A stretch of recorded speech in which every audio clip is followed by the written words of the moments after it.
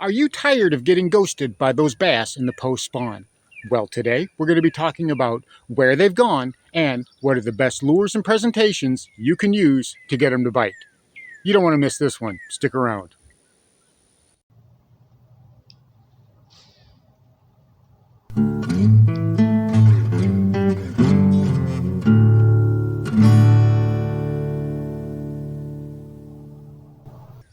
And here is this video's featured comment. Congratulations! If you would like to have a chance to have your comment featured in an upcoming video, all you've got to do is leave a comment.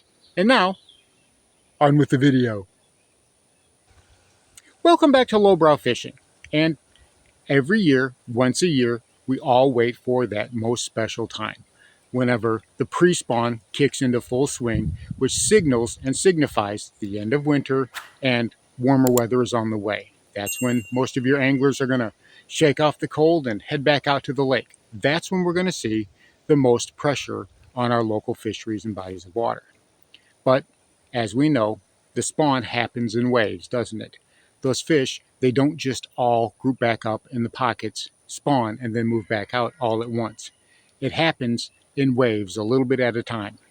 Those buck males, those are the first ones to move back up, followed by the females. They go following old routes, hitting staging points as they go, until they finally stage up just in the mouths of those creek arms and those pockets before moving in and spawning.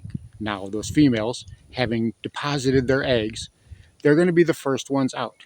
They're going to be the first waves of post-spawners that come out. They're going to be exhausted, they're going to be tired, and they're also going to be looking for a meal. But they don't really want to work to get it. They don't have the ability really to work to get that meal. So we have to slow things down. It's the same thing with those males. Those buck males, they stay behind.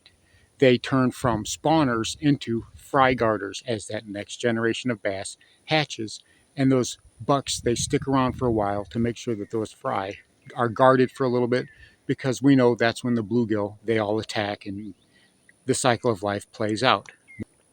Now, once the bucks have completed their task as fry garters, well, they start to move out. And again, they are beaten up. They are exhausted. They're not really looking to have to work for a meal, even though they are hungry. So they're looking for something that's really easy. For the most part, they snack up on what they can to begin with to get their energy back to where they can actually chase down shad or crawl or whatever it is that they feed on your fishery. So we have to change our tactics. The main thing I see is a lot of guys who refuse to adapt. They're throwing the same types of baits. They're throwing your crankbaits and your spinner baits and your chatterbaits, and they're just burning this stuff. And these fish, they're not biting that. They can't bite it. They don't have the energy. So not only where are we looking to catch these bass, but what lures and presentations work best? Well, for me right now, I've actually not gone too far back off of those pockets. I'm still back in the creek arms just a little bit, and I'm finding a good number of those buck males are still up under that flooded brush.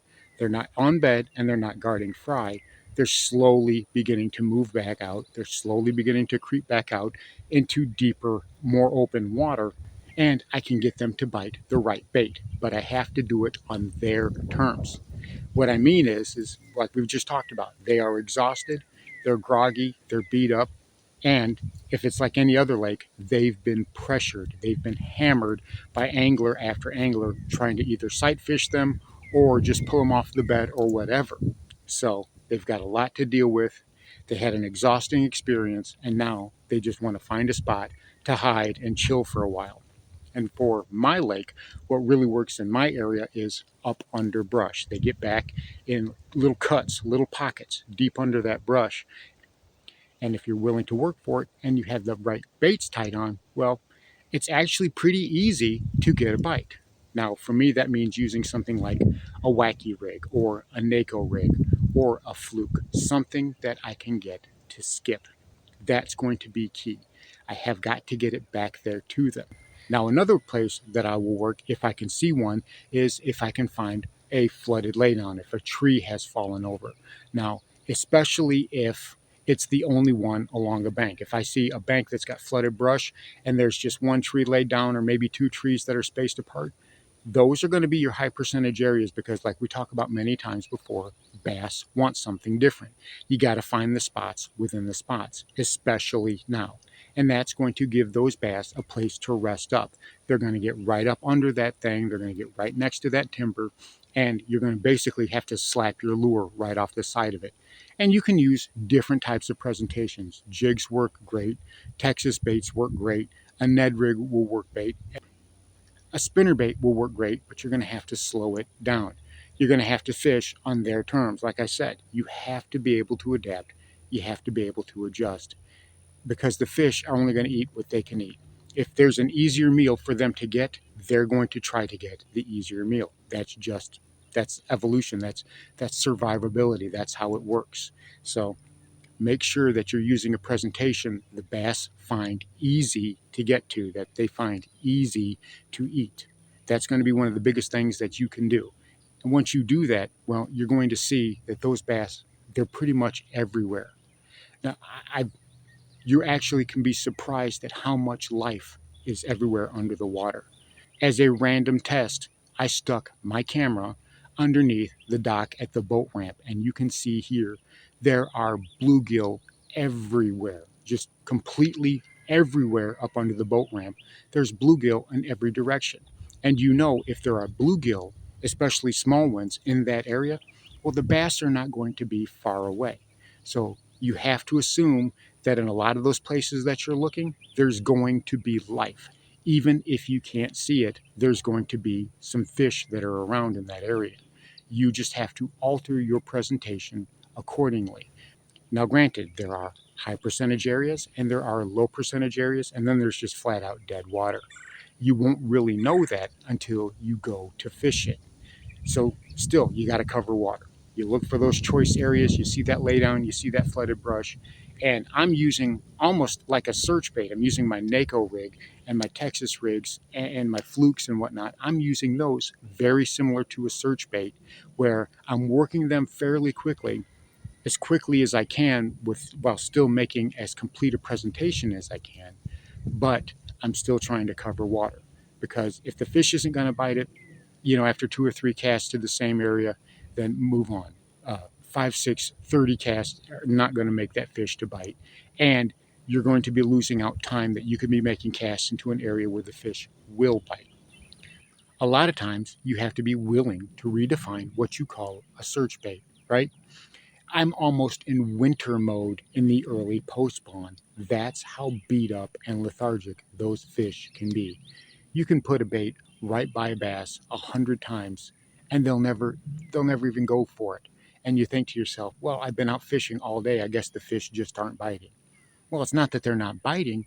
You have to present that lure to them in a manner they can bite it. They don't have a lot of energy right now, and they're just not able to go after those faster reaction baits. You're going to have to basically sit in front of their nose and let it sit there for a minute while they muster up the strength to go after it. Dead sticking, whether on accident, whether on purpose, dead sticking a bait has been my number one way of catching fish right now. So, like I said, you've got to treat it like it's the winter time. When I'm putting a jerkbait in the water and I do rip, rip, and then I let it sit, I am letting it sit almost till that bait comes all the way back up to the surface. Sometimes I'll even let it bob on the surface. Then I rank it back down and then rip, rip, rip, rip, and then let it sit there for a long time. You have to play by the bass's rules. Otherwise, you're just going to get ghosted. I find it amazing how many times anglers will go through a pocket and they're fishing, just burning the bait, burning the bait, burning the bait. And then they just move on, and I can go right behind them. And I've done this several times. I can go right behind them and I can catch fish. Now, the other day I had something like that happen. I was getting ready to put the little boat back on the back of the truck, getting ready to beach it and, pull it back up, put it back on the truck. And there was a guy right in that area, and he was fishing. And I let him fish through, but man, he was just burning. I don't know what he was using. I think he was using a shallow diving crank. That's what it looked like. But he was just burning it through there. And, he was gone. He just kind of moved over to the side. And I went in there and with a NACO rig, boom, in the matter of minutes, I had pulled a nice 2 pound bass, a little bit more than 2 pound bass out from underneath flooded brush. I just waited for it. I just threw it up under there as far as I could, and I just let that bass decide that it wanted to bite it. And boom, there it was. So that's a fish that that angler in front of me should have caught. It was right there the entire time, but he didn't because he wasn't willing to adapt. So don't let adaptability be your Achilles heel. Be willing to change up on a dime. Be willing to go from fast to slow or whatever. Let those bass dictate to you what it is that they're willing to bite. We can have all the best gear on the planet. You can have forward facing sonar. You can have the best rods and reels and all the best equipment. You can have power poles and spotlights and all of that. It's not going to help you at all if you're not willing to fish on the level that the bass are willing to be fished to. So you have to keep that in mind. So don't be afraid to adjust on the fly. You're going to have to. You get out there one day and you see those bass are on bed, and you get out there the next day and they're just gone. And it can literally be that quick. We've got to adjust and we've got to adapt. And then you've got to realize that those buck males are probably still in the area to a degree. They've moved off and they're ready to eat, they're willing to eat. You just have to be more subtle with your presentation.